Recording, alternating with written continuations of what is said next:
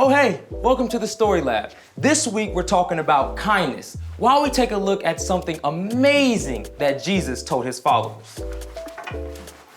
I wonder if Jesus ever used a backpack.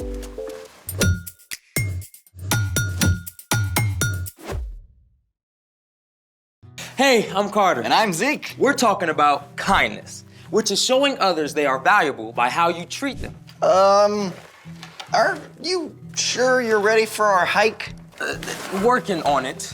I just, haven't done much hiking. Understandable, but not to worry. What have you packed so far? Just Dwight. Hey, he's my buddy. Yeah, okay. Now it's time for you to see what's really important to pack.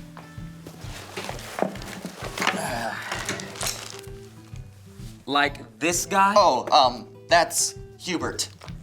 Nice to meet you, Huey. Hubert, and he was taking a nap. Okay, what do I need to pack for this? Oh, I'm so glad you asked. The most important thing to take on the trail is, drum roll please, water! It's super important to stay hydrated while you're hiking. Now for number 2, rain poncho. Ah, 'cause you need water in you, but not on you. Good one. Oh, and number 3, an extra jacket or sweater. Then you're going to want to take, first aid supplies. And sunscreen so you don't get burnt. What's next? Hand sanitizer. My little cousin calls this stuff sanitizer. Wet wipes. And of course, a trash bag. Leave no trace. Nobody wants your trash out in the nature. Well, except maybe the raccoons. Otherwise known as trash pandas. Okay, I just feel like something's missing. Hey, what about the trail mix? Well done, young grasshopper. We just need, raisins, peanuts, and M&Ms. Oh, you're stuck in the valley, my friend. Just wait and see until we look upon the vast vistas of trail mix possibility. Well, what are we waiting for? Let's make it! What's all this? Well, this is the ultimate make your own trail mix bar. Okay, this is awesome. First, you gotta have carbs to fuel your hike. Carbohydrates provide glucose, which your body converts to energy. You can find carbohydrates in dried fruit like raisins, cranberries, banana chips, and even stuff like pretzels or cereal. And you also need healthy fats. Nuts like peanuts and almonds, pumpkin and sunflower seeds, and even coconut chips, if that's your jam. Healthy fats provide energy while helping to make your bones strong and keep your brain healthy. So your mind is sharp and you don't get lost in the woods. What about this stuff? Oh, that's how you jazz up your trail mix. M&Ms, mini marshmallows, or peanut butter cups, chocolate chips, anything you want, really. But now, it's time to mix it up your way. This could take a while. You really went all out. I try. Speaking of going above and beyond, it's time for The story before the story. Today, we're in the book of Matthew. Matthew is one of the 4 books called the Gospels. These books tell stories from the life of Jesus. Matthew was written down by one of Jesus' followers, a tax collector whose life was turned upside down by his friendship with Jesus. When Jesus was about 30 years old, he began to travel from town to town, teaching and healing. Everywhere Jesus went, big crowds gathered. Many sick people were desperate to be made well, and Jesus healed them. But Jesus also cared about people's hearts and minds. So he showed them what it looks like to love God and love others. Which is where our story starts. Take it away.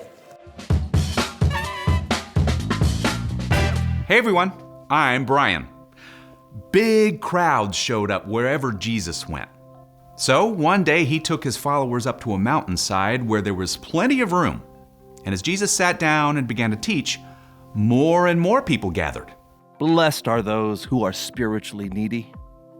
The kingdom of heaven belongs to them. Change can only happen when we realize that we need help. Jesus went on to offer that help by explaining what it truly looks like to treat others with God's love. And it's not just about following rules. Here's one of the things Jesus said. Suppose someone forces you to go 1 mile. Go 2 miles with them. Wait, what? Rewind. Suppose someone forces you to go 1 mile.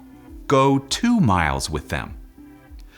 Okay, there's a lot here to unpack from our hiking packs.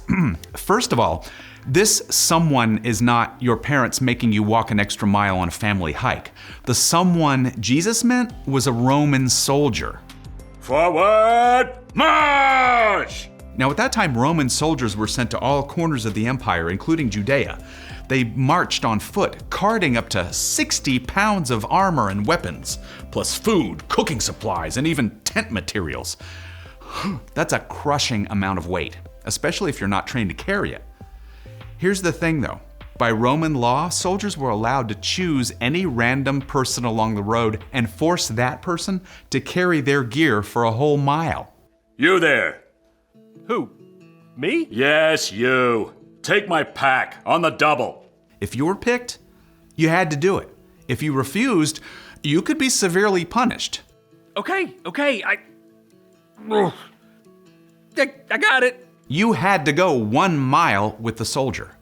But after that, you were done. No one could make you carry that weight an extra step. Whew! Now, because of this, Jesus' followers must have been shocked when he told them to go 2 miles? Wait, the Romans are enemies, and we're supposed to be nice to them? I thought Jesus was supposed to save us from the Romans. Going an extra mile sounds like being weak and giving in, letting the Romans win. But in truth, it was an incredible way for God's people to stand up.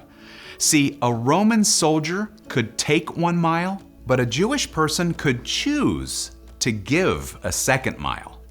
It was an act of power and trust in God. That's a mile. Nah, I got this for another one. Years later, the Apostle Paul wrote, "Don't let evil overcome you. Overcome evil by doing good." When you do more than is required, even when it's not fair, you show that the other person does not have the power to control you. And you can show God's love to those around you as well. Now let's take one more look at our verse. Suppose someone forces you to go 1 mile. Go 2 miles with them. So, keep your eyes open for opportunities to go above and beyond, okay? Because when you choose to be kinder than you have to be, others can see God at work in your life. The end.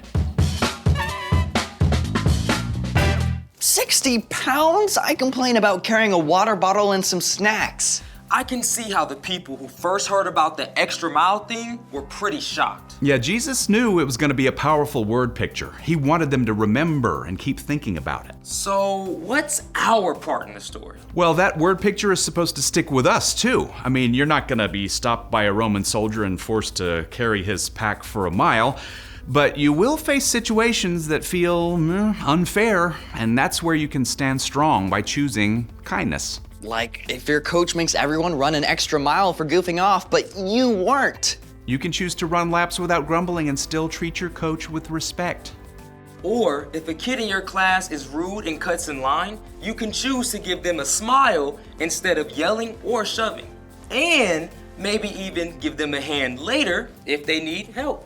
It's a great way to show that they can't control you. But that doesn't mean you have to let them bully you either. That's right. You can respond with kindness, but still tell a teacher. And there are other ways you can go above and beyond to be kind. If it's your turn to empty the dishwasher, take out the trash too. Or pack your brother's lunch too when you pack your own. And anytime a parent or teacher asks you to do something, you can choose to do it with a good attitude. That is a tough one. No kidding. But you can always ask for God's help to show kindness in tough or frustrating situations. Well, thanks for going above and beyond to hang out with us. It's my pleasure. Now I gotta get my miles in. See you next time. So, here's the thing. Be kinder than you have to be. Well, would you kindly show me your trail mix creation? I'll do you even better. Have some. Thank you. Oh, real good. I think I need a translator. Thanks for joining us in the Story Lab. See you next time. I'm gonna do more. You want some? I'm good.